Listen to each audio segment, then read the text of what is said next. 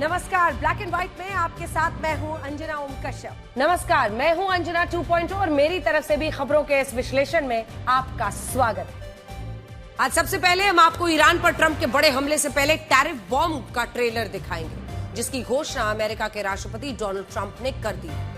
उन्होंने दो टूक शब्दों में दुनिया के उन लोगों को कड़ी चेतावनी दे डाली जो ईरान से व्यापार करेगा वो 25% टैरिफ ज्यादा भरेगा। कुछ याद आया? ऐसा ही रूस के लिए भी किया था। ये कहा था कि अगर कोई भी रशिया से कच्चा तेल खरीदेगा तो उस पर हम भारी भरकम टैरिफ लगाएंगे, और भारत को भी यही बताते हुए 25% अतिरिक्त टैरिफ लगाया था। और अब बारी है ईरान की। ईरान से ना तो कोई सामान खरीदेगा, ये कहता है अमेरिका, और ना ही ईरान को कोई सामान बेचेगा। इन देशों में चाइना, इराक, संयुक्त अरब अमीरात, तुर्की, रशिया, ब्राजील, भारत सभी देश शामिल। अब ऐसे में क्या होगा? ये ऐसे देश हैं जो ईरान से बड़े पैमाने पर व्यापार करते हैं। इसके बाद इस सवाल का उत्तर जानने की कोशिश करेंगे कि क्या ईरान के सुप्रीम लीडर अली खामेनेई ने ईरान में 12,000 प्रदर्शनकारियों को मरवा डाला है। नंबर बहुत ज्यादा है। यह दावा ईरान इंटरनेशनल नाम की न्यूज वेबसाइट ने किया है। उसने लिखा है कि अपने इस्लामिक शासन को खत्म होता देख खामेनेई बौखला गए हैं। उन्होंने सरकार विरोधी प्रदर्शनकारियों को देखते ही गोली मारने का आदेश दिया है, जबकि न्यूज एजेंसी रॉयटर्स ने दावा किया है कि ईरान में 2,000 लोग मारे जा चुके हैं। इसके बाद आपको बताएंगे कि क्या चाइना ताइवान में वेनेजुएला जैसा एक्शन ले सकता है। वेनेजुएला में अमेरिका ने सैन्य कार्रवाई के जरिए वहां के राष्ट्रपति मादुरो को गिरफ्तार कर लिया था, उठाकर अमेरिका ले आए थे। अब चाइना भी इसे अपने लिए एक मौका मान रहा है, जिसके जरिए वो ताइवान पर कब्जा कर सके। और मेरी एआई वर्जन आज आपके पास कौन सी खबर? आज मैं क्विक कॉमर्स कंपनियों की 10 मिनट की डिलीवरी लेकर सरकार के नए निर्देश के बारे में बताऊंगी। अब डिलीवरी पार्टनर्स की सुरक्षा को देखते हुए ब्लिंकिट, स्विगी, जोमैटो और जेप्टो जैसे प्लेटफॉर्म्स की 10 मिनट में डिलीवरी जैसी सुपरफास्ट सर्विस पर फिलहाल रोक लगा दी है। अमेरिका ने ईरान पर अपना पहला हमला कर दिया है, और यह हमला है 25% टैरिफ। हालांकि यह टैरिफ सीधे ईरान पर नहीं है, लेकिन इसका असर ईरान को पूरी तरह से बर्बाद जरूर कर देगा। अमेरिका ने ईरान से व्यापार करने वाले सभी देशों को चेतावनी दे डाली है कि अगर उन्होंने ईरान से व्यापार किया तो उन सभी पर 25% अतिरिक्त टैरिफ लगाया जाएगा। यानी ईरान से सामान खरीदने वाले या उसे सामान बेचने वाले देश जब भी अमेरिका से व्यापार करेंगे तो उन पर अलग से 25% का टैरिफ लगाया जाएगा। अब एक बार फिर से सारी तलवारें इन देशों पर लटक गई हैं जो इस वक्त ईरान के साथ अपना व्यापार कर रही हैं। क्यों? क्योंकि इसके बाद अमेरिका से उनके व्यापार पर 25% एक्स्ट्रा टैरिफ लगेगा। टैरिफ वाली इस धमकी का असर दुनिया के करीब 147 देशों पर पड़ने वाला है, जिसमें भारत भी है। ईरान ओपेक देश है। ओपेक यानी organisation of petroleum exporting countries. ये वो देश होते हैं जो दुनिया को पेट्रोलियम उत्पाद उपलब्ध करवाते हैं, और ओपेक देश होने की वजह से ही ईरान के व्यापारिक संबंध करीब 147 देशों के साथ है, जिनमें मुख्य तौर पर है चाइना, इराक, यूएई, तुर्की, भारत, रशिया, ब्राजील। ये ऐसे देश हैं जो ईरान से बड़े पैमाने पर व्यापार करते हैं, और इन देशों के ईरान के साथ अच्छे व्यापारिक संबंध हैं। अब देखिए, अमेरिका की टैरिफ वाली धमकी का असर इन सभी देशों पर लागू है, और यह धमकी एक खास रणनीतिक तौर तरीके के तहत की गई है। अमेरिका क्या चाहता है?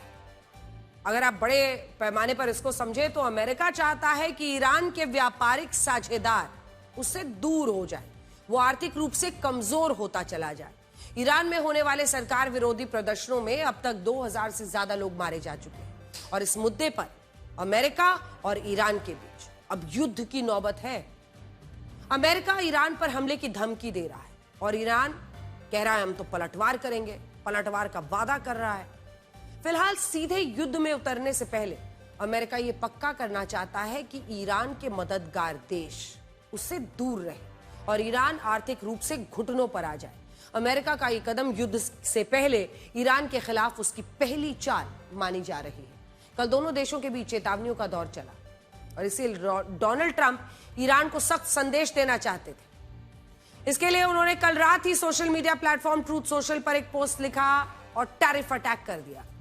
इसमें साफ शब्दों में कहा गया कि अब से जो भी देश ईरान के साथ बिजनेस करेगा उस पर अमेरिका 25% का अतिरिक्त टैरिफ लगाएगा। यानी ईरान से व्यापार करने वाले देश का अमेरिका में सामान बेचना मुश्किल हो जाएगा। अगर ईरान से व्यापार करना है तो ईरान से करो, फिर अमेरिका से व्यापार मुश्किल हो जाएगा। हालांकि व्हाइट हाउस की तरफ से इस टैरिफ को लेकर कोई आधिकारिक कागज नहीं दिए गए हैं, लेकिन पोस्ट में जिस तरह की भाषा का इस्तेमाल किया गया है उससे तय है कि डोनाल्ड ट्रंप ईरान के पलटवार वाली धमकियों से भड़क गए हैं। डोनाल्ड ट्रंप के टैरिफ अटैक से ईरान को बहुत बड़ा झटका लगने वाला है। इसका मतलब अगर आप देखें तो सबसे बड़ा असर ईरान के व्यापार पर पड़ेगा, जो पहले से ही प्रभावित चल रहा है। साल 2022 में ईरान का जो कुल व्यापार था वो लगभग 12,60,000 करोड़ था, जो ऊपर में आप डेटा देख रहे हैं 12,60,000 करोड़। ये अभी 3 साल पहले 2022 की बात है। इसके अलावा निर्यात था 7,30,000 करोड़ रुपए और आयात था 5,30,000 करोड़। तो आप समझ रहे हैं ईरान अपने निर्यात से ज्यादा पैसा कमा रहा था और जरूरत के लिए कम चीजें आयात कर रहा था। उसको इंपोर्ट की कम जरूरत पड़ी। लेकिन साल 2022 के बाद वर्ल्ड बैंक ने ईरान के व्यापार से जुड़ा डेटा देना अचानक से बंद कर दिया। वर्ल्ड बैंक का कहना था कि ईरान अपनी व्यापारिक स्थिति से जुड़ी सही जानकारी नहीं देता, इसीलिए उसकी आर्थिक स्थिति बताना मुश्किल है। इसे 2022 के बाद से ईरान की व्यापारिक डेटा आना ही बंद हो चुका है। ये ऐसी बातें हैं ईरान के बारे में जो आज आप समझ रहे होंगे कि किस तरह से ये सब प्ले आउट हो रहा है। हालांकि ईरान के आर्थिक हालात आज किसी से छिपे नहीं है। साल 2022 के बाद महंगाई हो और रियल एस्टेट की गिरती कीमतों ने ईरान को बद से बदतर स्थिति में लाकर खड़ा कर दिया। वर्ल्ड बैंक के मुताबिक ईरान दुनिया के 147 देशों को 2,743 तरह के प्रोडक्ट्स एक्सपोर्ट करता था और करीब 114 देशों से 2,977 तरह के प्रोडक्ट्स खरीदता था। ईरान के निर्यात से जुड़े सबसे अहम प्रोडक्ट्स थे कच्चा तेल, पेट्रोलियम उत्पाद, प्राकृतिक गैस। इसके अलावा पेट्रोकेमिकल्स हो, स्टील हो, तांबा हो और किसानी कृषि से जुड़े हुए उत्पाद हो, खनिज हो, इनकी भी वो निर्यात करता है। अब आयात क्या क्या करता है, ये सब तो वो बाहर भेजता है और चूंकि वो ऑयल रिच कंट्री है, ओपेक कंट्री है। लेकिन आयात यानी इंपोर्ट की जहां तक बात है तो ईरान मुख्य रूप से मशीनरी, इलेक्ट्रॉनिक उपकरण, औद्योगिक कच्चा तेल, दवाएं खरीदता रहता है। 25% टैरिफ वाली धमकी का असर यह होगा कि बहुत सारे देश ईरान का माल खरीदने से बचेंगे और कई देश तो ईरान को अपना माल नहीं बेचेंगे, क्योंकि अगर ऐसा हुआ तो अमेरिका उन देशों पर अपने यहां सामान बेचने के एवज में 25% ज्यादा टैरिफ ले लेगा, जिसमें उनका नुकसान ज्यादा होगा। ईरान की शर्त पर बहुत सारे देश अमेरिका से रिश्ते खराब नहीं करना चाहेंगे। अमेरिका द्वारा 25% टैरिफ की धमकी का असर क्या हो सकता है, यह हम आपको भारत का उदाहरण देकर समझाते हैं। तो आइए बड़ी स्क्रीन पर चलते हैं और आपको बताते हैं कि इसका असर क्या होगा, क्योंकि ट्रंप के नए टैरिफ का भारत पर जो असर है, 25% जब रेसिप्रोकल टैरिफ लगाया, जितना टैरिफ भारत का उतना यूएस का। रूस के कच्चा तेल लेने पर यह जुर्माना 25% का लगाया था और कुल मिलाकर 50% टैरिफ भारत पर इस वक्त लगाया हुआ है। तो यह था अमेरिका का वो तरीका जिससे उसने भारत को दबाव बनाने की कोशिश की, 25% अतिरिक्त टैरिफ लगाकर, और सिर्फ इसलिए क्योंकि हम कच्चा तेल वहां से खरीदते हैं। अब अगर मान ले कि ईरान के साथ भारत अपना व्यापार जारी रखता है तो ऐसी स्थिति में अमेरिका भारत पर 25% और टैरिफ लगा देगा और यह टैरिफ कहां पहुंचेगा, 75%। 25 + 25 हो गया 50। और उसमें अगर अब हमने ईरान से अपना जो भी है, चाहे हम एक्सपोर्ट करते, इंपोर्ट करते, सामान खरीदना बेचना दोनों जारी रखा, तो हम पर 25% अतिरिक्त टैरिफ लगा सकता है अमेरिका और ये टैरिफ का नंबर हो जाएगा 75%। ये वो नंबर है। ऐसे में इसकी आप वो समझिए कि इसका फॉल आउट क्या हो सकता है, क्योंकि अमेरिका में भारत का 100 रुपए वाला सामान 175 रुपए में बिकेगा, तो कौन इसे खरीदेगा।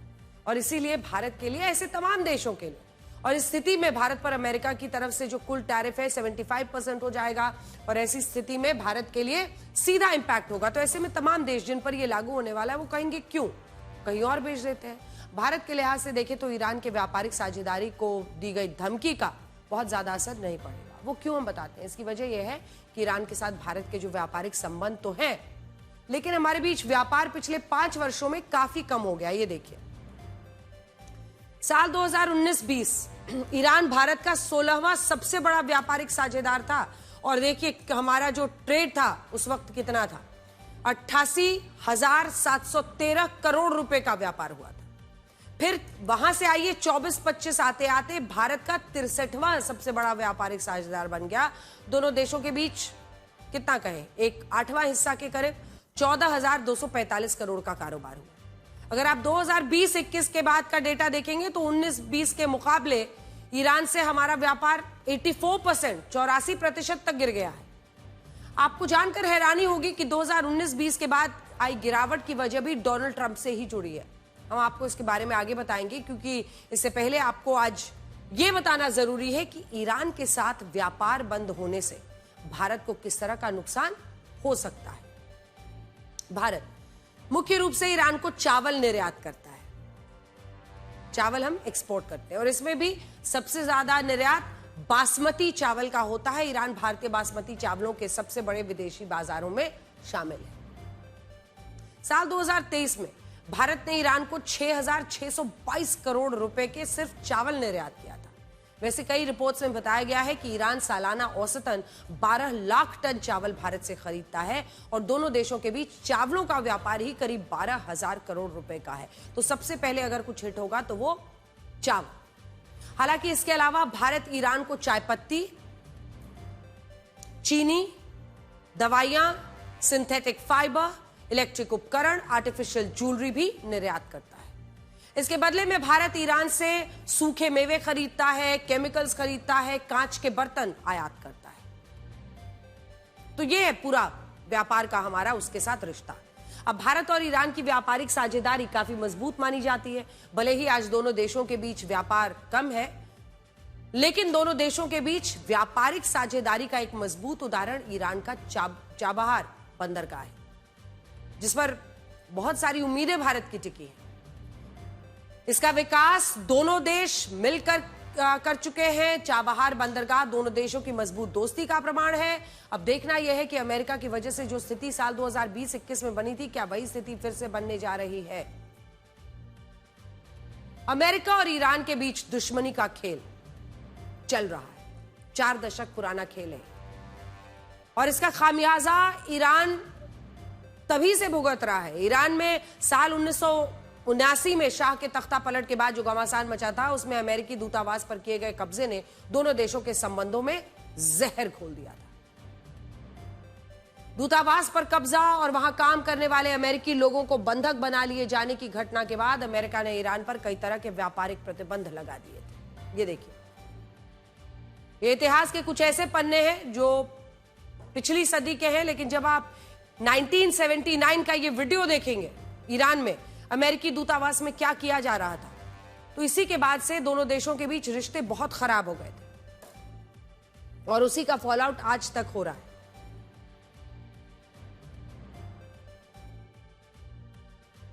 जब ईरान ने परमाणु शक्ति बनने की कोशिश शुरू कर दी, अमेरिका ने, तो कुल मिलाकर आप इसको इस तरह से समझिए कि एक असली दुश्मनी तब शुरू हो गई जब ईरान ने परमाणु शक्ति बनाने की कोशिशें शुरू कर दी। अब अमेरिका को इनपुट आ रहा था। ईरान हालांकि हमेशा इससे इनकार करता रहा, लेकिन अमेरिका ने ईरान और कुछ अन्य देशों को परमाणु शक्ति का इस्तेमाल केवल ऊर्जा के लिए ही करने का दबाव डाला।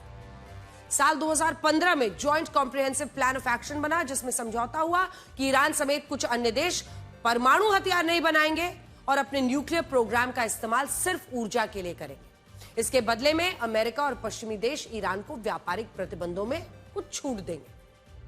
लेकिन साल 2016 में डोनाल्ड ट्रंप का पहला कार्यकाल शुरू होता है, और ट्रंप का मानना था कि ईरान अपने किए हुए वादे से मुकर रहा है।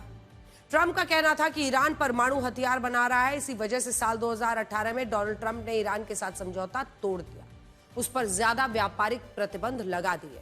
इसमें कच्चे तेल और पेट्रोलियम के व्यापार से जुड़ा प्रतिबंध भी शामिल था।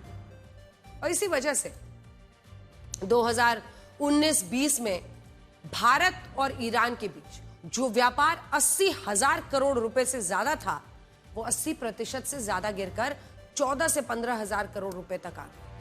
अब देखना यह है कि ईरान और उससे व्यापार करने वाले देश ट्रंप की 25% टैरिफ वाली चेतावनी का तोड़ कैसे निकालेंगे। हालांकि ईरान पर लगने वाले अमेरिकी प्रतिबंधों से चाइना कभी नहीं डरा। उसने ईरान पर लगे प्रतिबंधों को एक तरफा कार्रवाई बताकर तेल का आयात जारी रखा।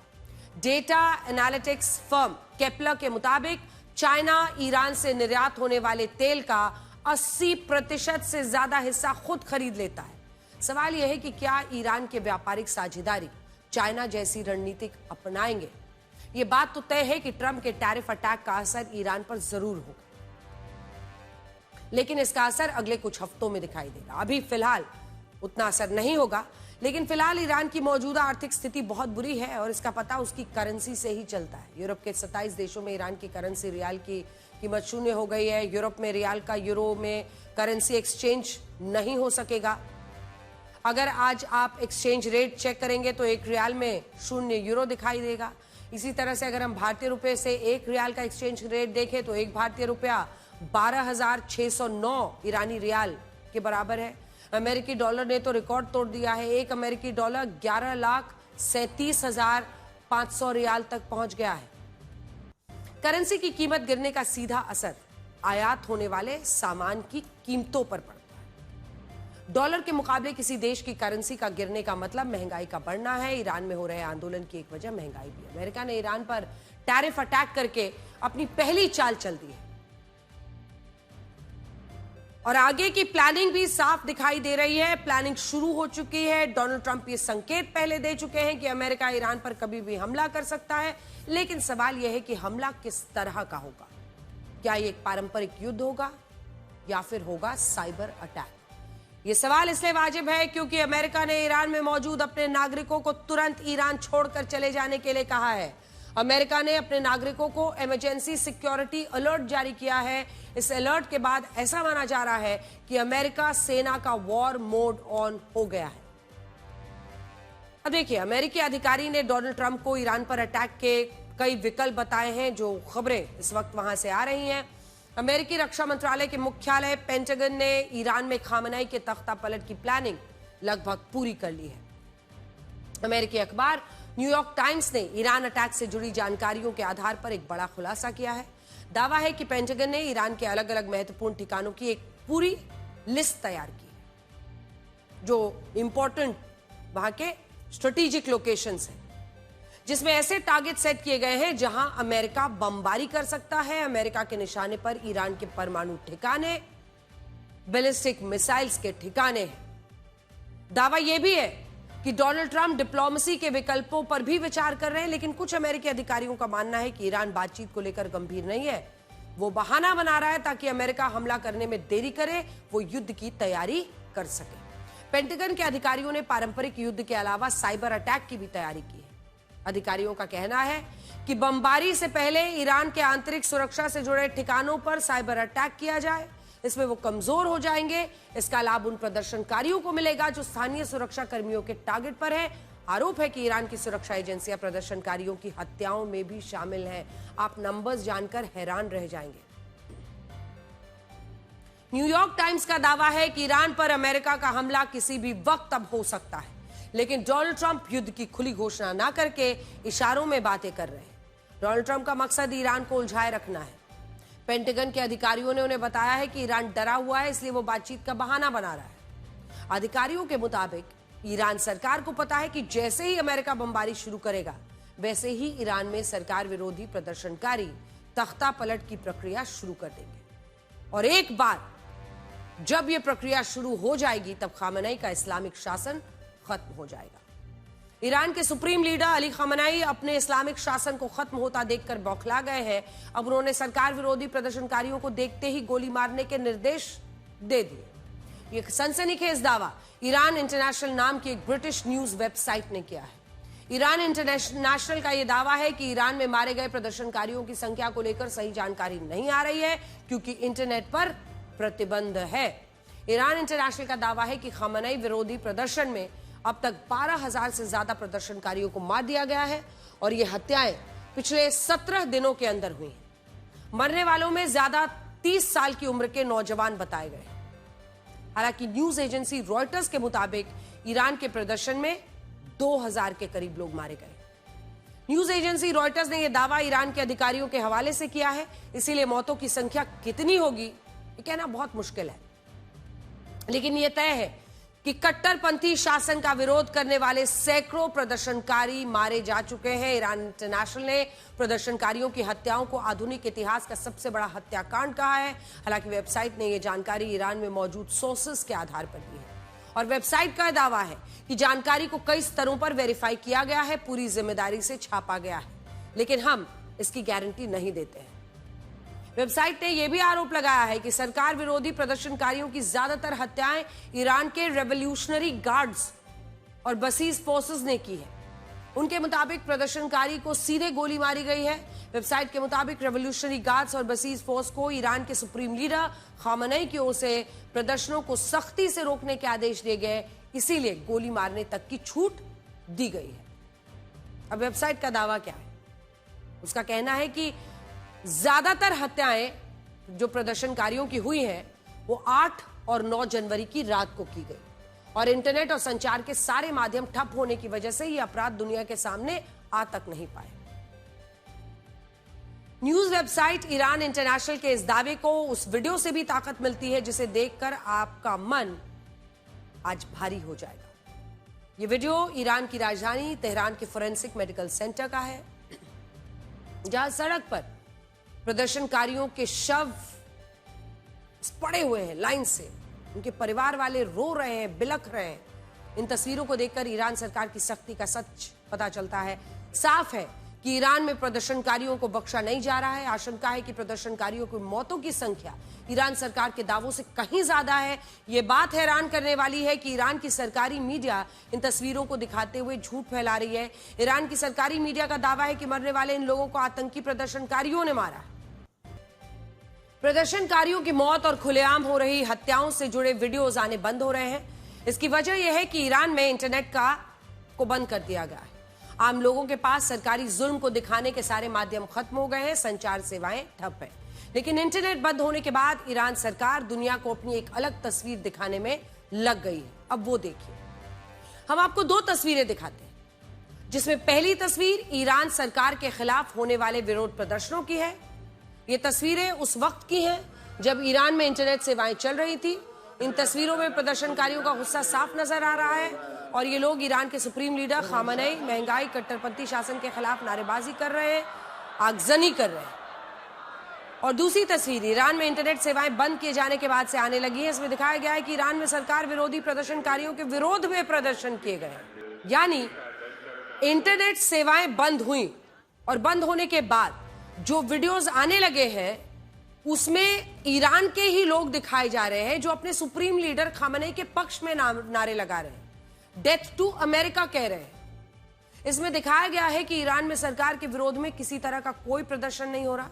सोशल मीडिया पर खामेनेई समर्थक प्रदर्शनकारियों की सैकड़ों वीडियोस डाली गई हैं जिसमें लोग अपने सुप्रीम लीडर की तारीफें कर रहे हैं, विरोधियों को अमेरिका और इजराइल का समर्थक बता रहे हैं। खामेनेई के समर्थन वाले इन प्रदर्शनों में दिखाया गया है कि लोग डोनाल्ड ट्रंप की तस्वीरें जलाकर अपना गुस्सा जाहिर कर रहे हैं। मतलब यह है कि सरकार विरोधी प्रदर्शनों को लेकर ईरान में एक अलग तरह का नैरेटिव चला रही है, प्रोपेगेंडा चला रही है, जिसमें यह साबित करने की कोशिश की गई है कि ईरान में हालात सामान्य हैं, लोग अपने सुप्रीम लीडर खामेनेई, ईरान सरकार कट्टरपंथी शासन से खुश हैं। और अब हम अपनी अगली खबर का रुख करना चाहते हैं क्योंकि यह खबर चाइना से जुड़ी है, जो ईरान में मचे घमासान और युद्ध जैसे हालातों का फायदा उठाने की कोशिश में लग गया है। अब देखिए, चाइना अमेरिका के रास्ते पर चलने की कोशिश में है।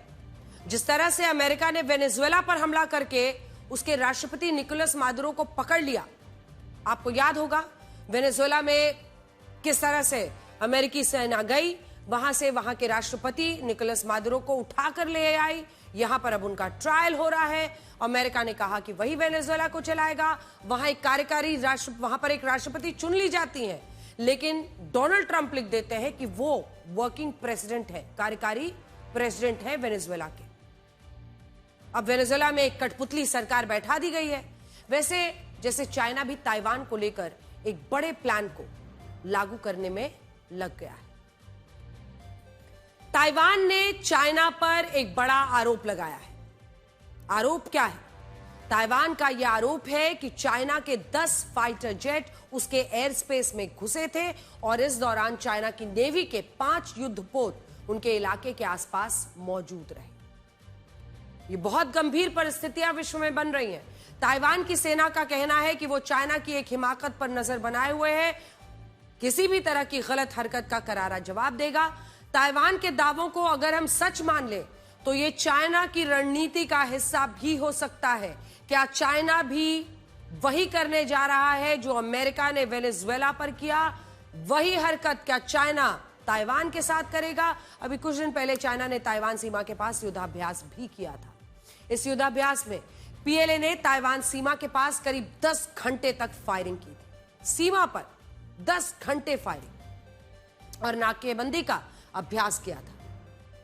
इस युद्धाभ्यास में 71 फाइटर जेट्स, 24 युद्धपोतों का इस्तेमाल किया गया था। यही नहीं, युद्धाभ्यास के दौरान ताइवान की जल सीमा में पीएलए ने 27 रॉकेट दाग दिए थे। चाइना के युद्धाभ्यास की वजह से ताइवान के 14 में से 11 हवाई मार्ग अब प्रभावित हो गए थे। यह ऐसी स्थिति थी जिसमें ताइवान का हवाई संपर्क दुनिया से एक दिन के लिए लगभग पूरी तरह से कट गया था। अब समझिए, ताइवान को चाइना अपना हिस्सा बताता है, तो आखिर चाइना और ताइवान की इस पूरी लड़ाई का इतिहास क्या है? क्यों चाइना बार बार ताइवान पर नजर लगाए बैठता है? अगर आप देखें तो ताइवान को चाइना अपना हिस्सा बताता है और विस्तारवादी उसकी नीति रहती है, जिसमें आपने देखा होगा अनेकों ऐसी जगहों पर वो अपना दावा ठोकता रहता है। ताइवान को तो वो अपना हिस्सा बताता है, इसीलिए उसके युद्धाभ्यास और ताइवान के आरोपों को हल्के में नहीं लिया जा सकता। अभी कुछ दिन पहले पेंटागन की एक रिपोर्ट में बताया गया कि चाइना साल 2027 तक ताइवान पर कब्जे के लिए युद्ध की तैयारी कर रहा है। पेंटागन की ही रिपोर्ट के मुताबिक 2027 में पीएलए की स्थापना के 100 साल पूरे हो रहे हैं, 100 इयर्स, और इसीलिए चाइना ताइवान को लेकर ज्यादा एक्टिव हो गया है। तो कुल मिलाकर अगर आप बड़ी तस्वीर को समझने की कोशिश करेंगे तो आज ये स्थिति है कि चाइना पूरी तरह से अपनी ताकत इस वक्त ताइवान पर लगा रहा है। और जैसा कि आशंका कई दिनों से लगाई जा रही थी कि चीन अटैक कर सकता है ताइवान पर, उसको लेकर पेंटागन की भी रिपोर्ट एक तरफ है, जिसमें वो सीधा सीधा कह रहे हैं 2027 तक, जबकि 100 साल होंगे पीएलए के, तब चीन ये कोशिश करेगा कि वो ताइवान पर एक बड़ी विजय के साथ, एक बड़ी जीत के साथ पूरे विश्व में अपनी धमक बनाए। वहीं दूसरी तरफ अगर ताइवान ये आरोप लगा रहा है कि उसके 10 फाइटर जेट्स उसके एयर स्पेस में थे, पूरी तरह से उसे घेर दिया था चाइना ने, एक पूरे दिन के लिए उसका एयर स्पेस पूरी तरह से दुनिया से कट चुका था, तो ये बहुत गंभीर परिस्थितियां इस वक्त चीन ताइवान के बीच में बनती हुई दिखाई दे रही हैं। तो एक तरफ ईरान अमेरिका है, दूसरी तरफ रशिया यूक्रेन की जंग है, और ये तीसरा फ्रंट जो इस वक्त खुल रहा है वो है चीन और ताइवान। अब हम अपने अगली खबर का रुख करते हैं। बांग्लादेश में अल्पसंख्यक हिंदुओं के कत्ल का सिलसिला लगातार जारी है। वहां हिंदू बिल्कुल असहाय हो चुके हैं। बांग्लादेश के कट्टरपंथी हिंदुओं की टारगेट किलिंग कर रहे हैं, उन्हें बचाने वाला कोई नहीं है, और धीरे धीरे बांग्लादेश लिंचिंग करने वाला देश बनता जा रहा है। पिछले 23 दिनों में 8 हिंदू बेरहमी से कत्ल कर दिए गए। बांग्लादेश के चटगांव डिवीजन के फेनी जिले के कट्टरपंथियों ने बिना वजह 28 साल के हिंदू युवक समीर कुमार दास की पीट कर चाकू मारकर हत्या कर दी। उसका ऑटो रिक्शा भी लूट लिया। घर ना लौटने पर जब परिवार वालों ने उसकी तलाश शुरू की, उनकी तस्वीर फिर से दिखाई, तो जानते हैं यह है उनकी तस्वीर। समीर कुमार दास, एक खेत में जाके उनका शव मिला। और ये पहला नहीं है, आप भी देख रहे हैं, हम लगातार ये खबर आपको ब्लैक एंड व्हाइट में दिखा रहे हैं। लगभग 8वें वो ऐसे व्यक्ति हैं, हिंदू व्यक्ति, जिनकी हत्या कर दी गई है।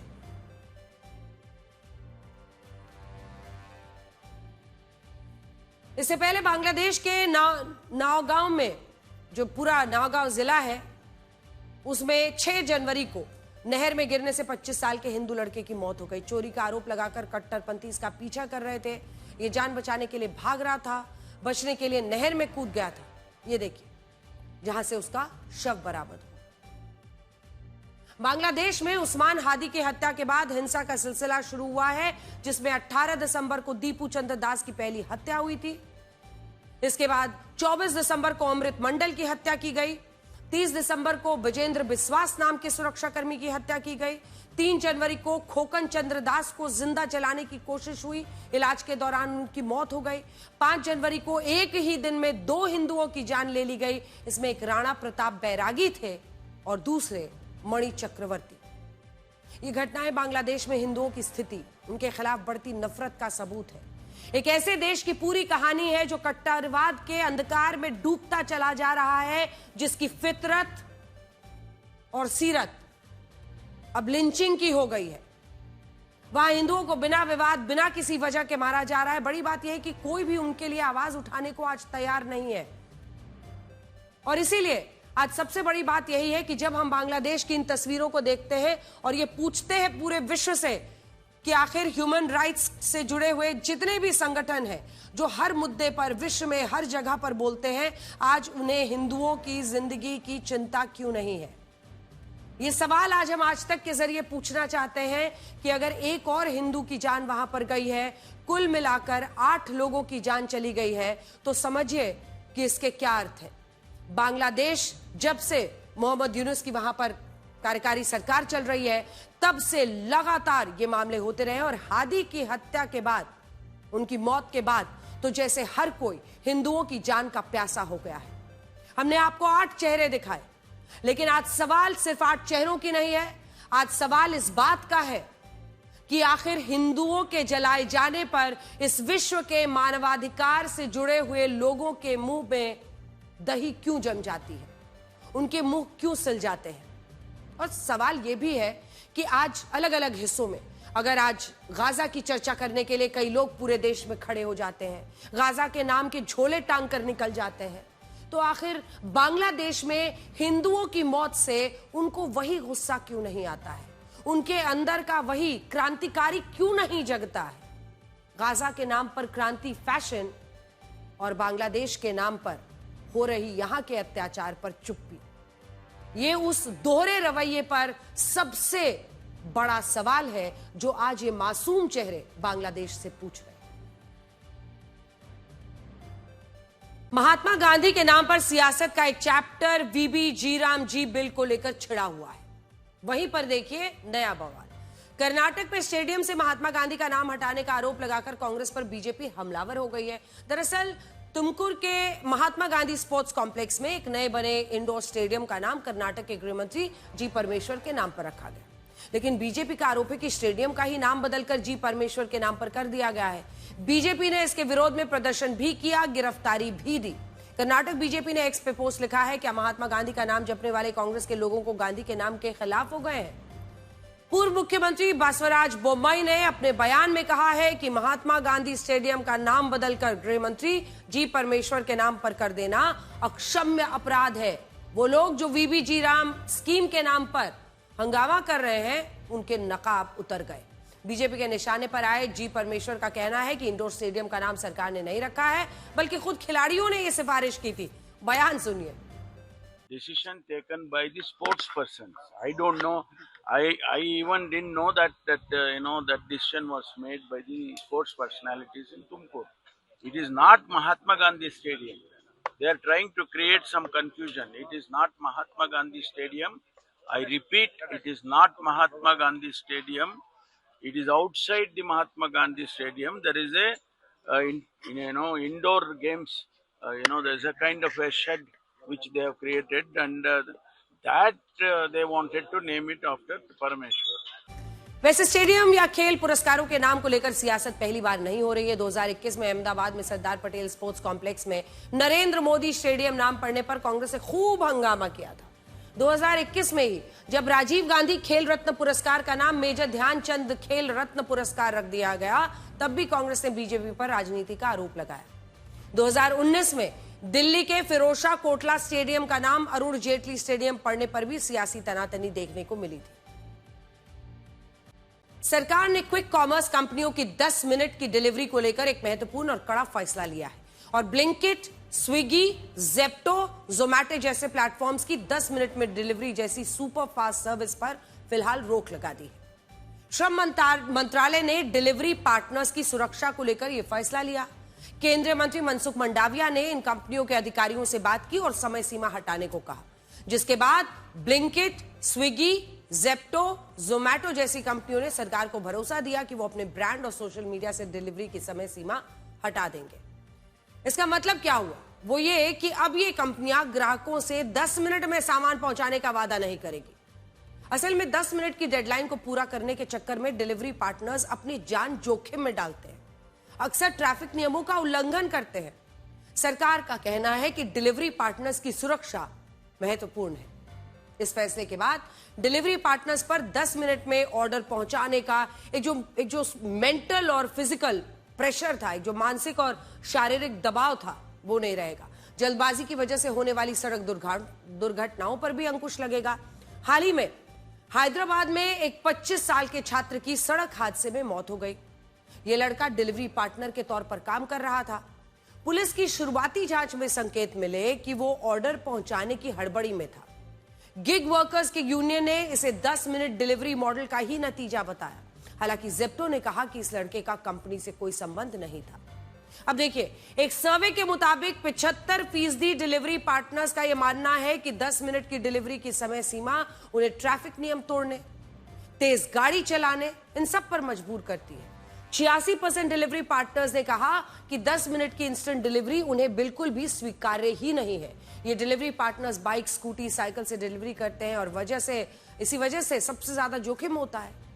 भारत में सड़क दुर्घटनाओं में सबसे ज्यादा शिकार दोपहिया वाहन चलाने वाले ही होते हैं। सरकार के निर्देश के बाद अब ब्लिंकिट, स्विगी, जेप्टो, जोमैटो जैसे प्लेटफॉर्म्स पर कई बदलाव देखने को मिलेंगे।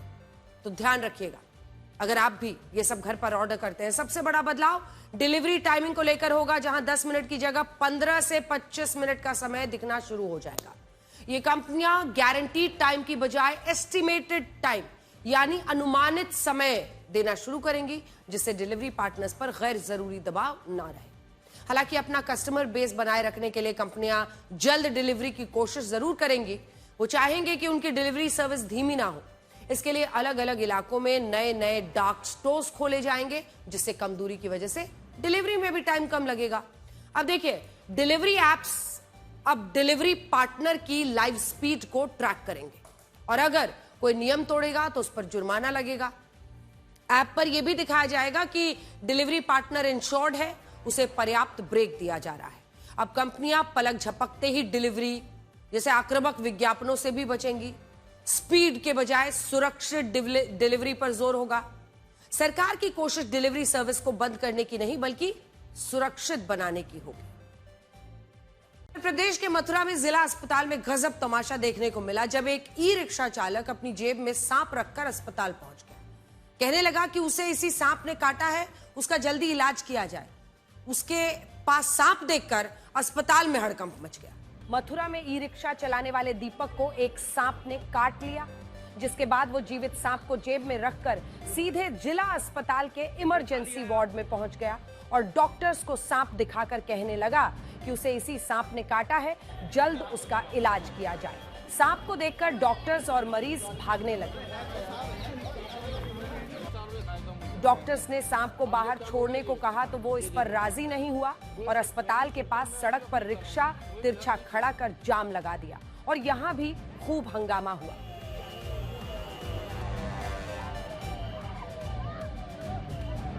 पुलिस के काफी समझाने के बाद वो सांप को जंगल में छोड़ने पर राजी हुआ, तब जाकर उसका इलाज किया गया। उसका कहना था कि बिना सांप को देखे जहर की पहचान कैसे होगी। कनाडा में एक बार फिर लॉरेंस बिश्नोई गैंग का खौफ देखने को मिला है। 12 जनवरी को कनाडा के ब्रैम्पटन इलाके में लॉरेंस गैंग के लोगों ने एक ठिकाने पर अंधाधुंध गोलियां चलाई। इस फायरिंग का वीडियो सोशल मीडिया पर तेजी से वायरल हो रहा है। यह फायरिंग जसवीर ढेसी के घर पर हुई, जो कनाडा का एक बिजनेसमैन है। इस फायरिंग की जिम्मेदारी लॉरेंस बिश्नोई गैंग की ओर से गैंगस्टर गोल्डी डिल्लन ने ली। उसने सोशल मीडिया पोस्ट में दावा किया कि यह फायरिंग जसवीर नाम के शख्स के ठिकाने को निशाना बनाकर की गई। इस फायरिंग में किसी के घायल होने की सूचना नहीं है, लेकिन इसकी वजह से इलाके में दहशत का माहौल बना हुआ है। कनाडा सरकार द्वारा लॉरेंस बिश्नोई गैंग को आतंकी संगठन घोषित किए जाने के बाद से ही गैंग की गतिविधियों में तेजी देखी जा रही है। माना जा रहा है कि गैंग अपनी मौजूदगी और ताकत दिखाने के लिए लगातार ऐसी वारदातों को अंजाम दे रहा है। गोल्डी ढिल्लन ने कॉमेडियन कपिल शर्मा के कैफे पर हुई फायरिंग की जिम्मेदारी भी ली थी। गुजरात के सूरत में एक महिला ने सिर्फ डोरबेल बजाने को लेकर 7 साल के एक बच्चे को बुरी तरह पीटा। इस महिला ने बच्चे को पटक कर घसीटा, जिससे बच्चे को गंभीर चोटें आई हैं। इस घटना का सीसीटीवी फुटेज, जिससे पता चला कि किस तरह से इस महिला ने बच्चे को मारा था, उसके बाद बच्चे के पिता ने शिकायत दर्ज कराई। इस महिला ने बच्चे को बेरहमी से पीटा। बताया जा रहा है कि यह बच्चा इस महिला के घर की डोरबेल बजा रहा था, जिससे यह महिला बहुत ज्यादा गुस्सा हो गई। उसने इस बच्चे को पकड़ लिया और जमकर पीटा और जमीन पर गिराकर घसीटा, जिसमें यह बच्चा बुरी तरह घायल हो गया। बच्चे के पिता को दूसरे बच्चों से इस बात की जानकारी हुई और जब उन्होंने सोसाइटी का सीसीटीवी चेक किया तो पूरी बात समझ में आई, जिसके बाद उन्होंने पुलिस में शिकायत दर्ज कराई। पुलिस ने आरोपी महिला को हिरासत में ले लिया। उसका कहना है कि बच्चा बार बार डोरबेल बजा रहा था, जिसके बाद उसे गुस्सा आ गया। अब यह महिला अपनी गलती स्वीकार कर रही है। इस वक्त देश के कई इलाकों में कड़ाके की सर्दी पड़ रही है। कई जगह तापमान माइनस में पहुंच रहा है। आज आपको जम्मू कश्मीर के श्रीनगर से आई तस्वीरें दिखाते हैं। माइनस में तापमान पहुंचने की वजह से डल लेक जो है उस पर बर्फ की एक चादर, एक परत जम गई है।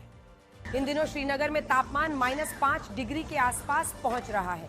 इसका असर डल लेक पर देखने को मिला और उसके ऊपर बर्फ की एक परत जम गई। ये वीडियो डल झील में बोट चलाने वाले एक व्यक्ति का है, जो ठंड की वजह से जम चुकी बर्फ की परत को तोड़कर बोट को आगे ले जाने की कोशिश कर रहा है। सर्दियों में हर साल ये तस्वीर देखने को मिलती है, जब डल झील के ऊपर बर्फ की एक मोटी परत जम जाती है। इस रिपोर्ट के मुताबिक साल 2030 तक फेफड़ों के कैंसर के मामलों में तेजी से उछाल देखने को मिल सकता है। ये मामले इन 5 सालों में बहुत तेजी से बढ़ेंगे। रिपोर्ट के मुताबिक महिलाओं में लंग कैंसर के मामले ज्यादा देखने को मिल रहे हैं। भारत में लंग कैंसर के मामले अलग अलग क्षेत्रों में असमान रूप से बढ़ रहे हैं। पिछले 25 सालों में लंग कैंसर के प्रकार में बड़ा बदलाव आया है। पहले धूम्रपान की वजह से होने वाला कैंसर ज्यादा था, लेकिन अब धूम्रपान न करने वाले लोगों में भी कैंसर बढ़ रहा है, खासकर महिलाओं में। बेंगलुरु में महिलाओं के कुल लंग कैंसर मामलों में से 56% एडेनोकार्सिनोमा के हैं। जो धूम्रपान नहीं करते, उनमें कैंसर होने के पीछे बढ़ता प्रदूषण, ग्रामीण क्षेत्रों में खाना पकाने के लिए इस्तेमाल होने वाला बायोमास ईंधन या दूसरे तरीके से धूम्रपान के धुएं के संपर्क में आना बड़ी वजह है। लांसेट की स्टडी के मुताबिक भारत में साल 2023 में टाइफाइड के 49 लाख मामले आए और इसकी वजह से 7,850 मौतें होने का अनुमान है। टाइफाइड के कुल मामलों का लगभग 30% मरीज दिल्ली, महाराष्ट्र और कर्नाटक राज्यों से हैं और इससे सबसे ज्यादा 5 से 9 साल के बच्चे प्रभावित हैं। चौंकाने वाली बात यह है कि टाइफाइड का बैक्टीरिया अब दवाओं के खिलाफ ताकतवर हो गया है। इससे दवाएं उस पर बेअसर साबित हो रही हैं। लोगों को लगता है कि वो आरओ का पानी पी रहे हैं, इसीलिए वो सुरक्षित हैं। जबकि आरओ की सर्विस समय पर ना होने, खाना बनाने, सलाद या सब्जी धोने में सामान्य पानी के इस्तेमाल से बैक्टीरिया शरीर में पहुंच जाता है।